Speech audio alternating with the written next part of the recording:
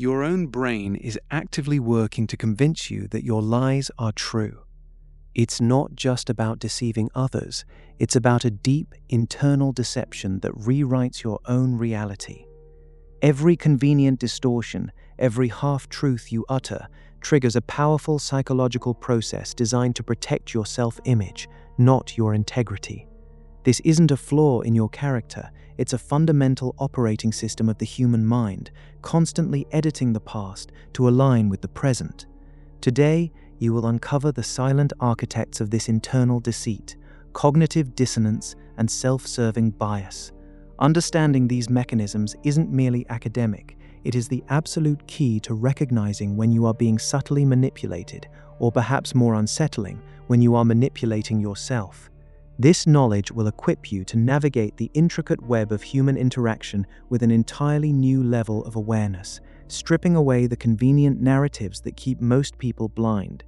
The foundational concept here is cognitive dissonance, first theorized by social psychologist Leon Festinger in the 1950s. Imagine your mind as a meticulously organized library of beliefs and values.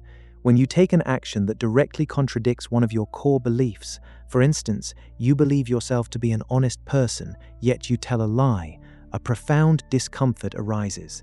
This isn't just guilt, it's a powerful psychological tension, like two magnets repelling each other inside your skull. Your brain abhors this inconsistency. It craves harmony, a seamless narrative where your actions and beliefs are perfectly aligned. To alleviate this intolerable state, your mind will engage in a remarkable act of mental acrobatics. You have three primary ways to reduce cognitive dissonance. You can change your behavior, you can admit the lie, apologize, and commit to honesty. This is often the hardest path. Alternatively, you can change your belief, decide that being completely honest isn't always practical or necessary. The third, and perhaps most insidious option, is to change your perception of the dissonant information itself. This is where the brain becomes a masterful storyteller. It will create new justifications, add new beliefs, or reinterpret the existing ones to make the contradictory action seem consistent with your self-image. For example, if you consider yourself a good person but just made a cutting remark, your brain might rationalize it by thinking, well, they deserved it, or I was just being honest, and honesty is good. The goal isn't truth, it's psychological comfort. This process is profoundly enhanced by what we call self-serving bias. This is your mind's tendency to attribute positive outcomes to your own internal characteristics, your skill, your intelligence, your effort, while blaming negative outcomes on external factors like bad luck, unfair circumstances, or someone else's incompetence. This bias is a shield for your ego, constantly working to maintain a positive self-perception even in the face of contradictory evidence. When these two mechanisms, cognitive dissonance and self-serving bias, converge, you have a potent recipe for self-deception that can make even the most egregious lies feel like justifiable truths. A classic study by Aronson and Mills demonstrated that people who underwent a severe initiation to join a group later rated the group's attractiveness higher than those who underwent a mild initiation, precisely because they needed to justify the effort and discomfort they endured. The brain actively works to make sense of and even glorify its own past suffering or questionable actions. This cognitive alchemy makes the next lie just a little bit easier to tell and a lot easier to believe. This unseen blueprint of self-deception is operating all around you, every single day, often completely undetected.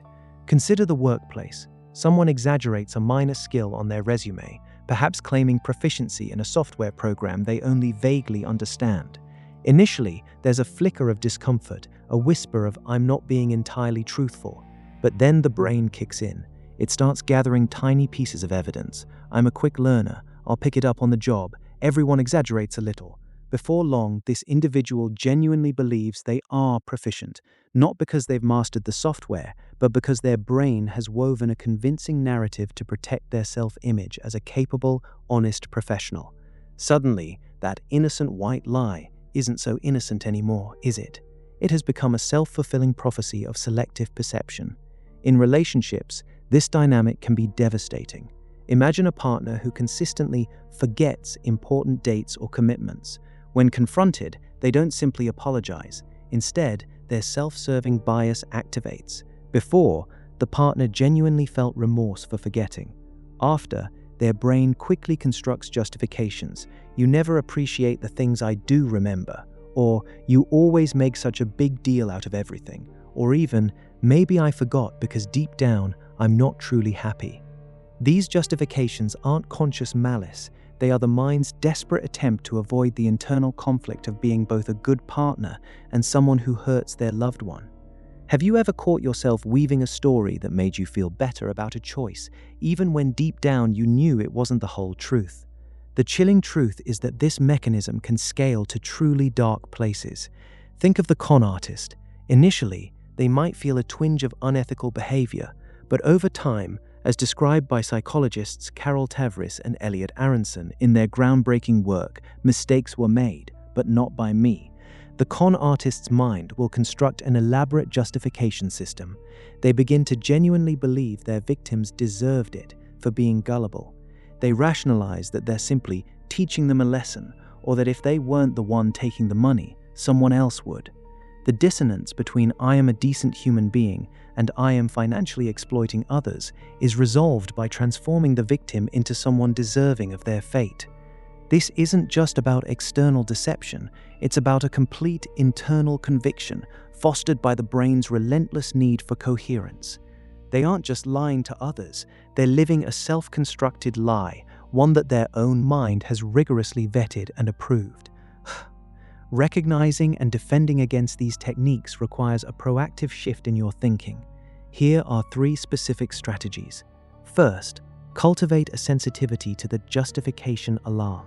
Whenever you or someone else starts producing an elaborate, overly complex, or emotionally charged explanation for a minor misstep or a clear contradiction, understand that cognitive dissonance is likely at play.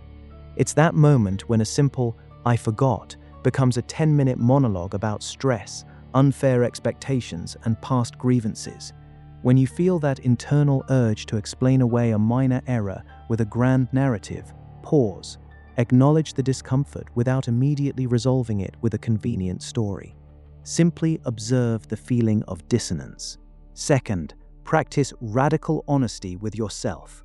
Before explaining away a mistake or justifying a questionable decision, ask yourself, what is the unvarnished, simplest truth here? Push past the initial defensive narratives your brain immediately offers. Did you genuinely forget, or were you simply prioritizing something else? Did you make a mistake, or was it truly someone else's fault? This direct confrontation with reality short-circuits the self-serving bias, forcing your mind to accept responsibility rather than deflect it. It's uncomfortable, but it's the fastest path to genuine insight and growth. Third, look for patterns of blame displacement in others.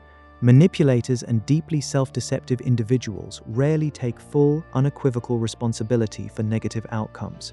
They consistently attribute their failures or misdeeds to external forces, other people, or circumstances beyond their control. Think about someone you know who consistently attributes their failures to everyone else. This isn't just an occasional lapse, it's a consistent, predictable pattern. When someone's narrative always casts them as the blameless victim or the hero unfairly targeted, you are witnessing self-serving bias in full operation. They are not merely shifting blame, they are internalizing the shifted blame as their personal truth, making it virtually impossible for them to learn from their mistakes or acknowledge wrongdoing. When you see this pattern, understand that you are not dealing with a simple lie, but with a deeply ingrained psychological defense system. You now possess an extraordinary lens through which to view human interactions. You no longer just hear the words people speak, you discern the invisible mental gymnastics underlying them. You see beyond the surface narratives, recognizing the subtle, often desperate attempts of the human mind to protect its own self-image. You understand that deception is frequently less about malicious intent and more about a profound, almost primal, drive for internal consistency. This isn't just about recognizing lies, it's about seeing the fundamental architecture of justification beneath every convenient truth, every deflected responsibility, and every self-serving story. You'll perceive how your own mind can twist facts and how others' minds are doing the exact same thing, giving you an unparalleled advantage in protecting yourself from manipulation and understanding the true motivations behind human behavior. The world around you, filled with its half-truths and carefully constructed realities, will never look the same. The journey into the hidden blueprints of the human mind is only just beginning. Equip yourself with the knowledge to see what others cannot. Subscribe now to continue unlocking the manipulation mechanisms most people never recognize. We've just scratched the surface of how the mind deceives itself, but there are far more profound, unseen forces at play, forces that dictate not just what we believe, but how we behave and what we become. The next revelation promises to be even more fundamental.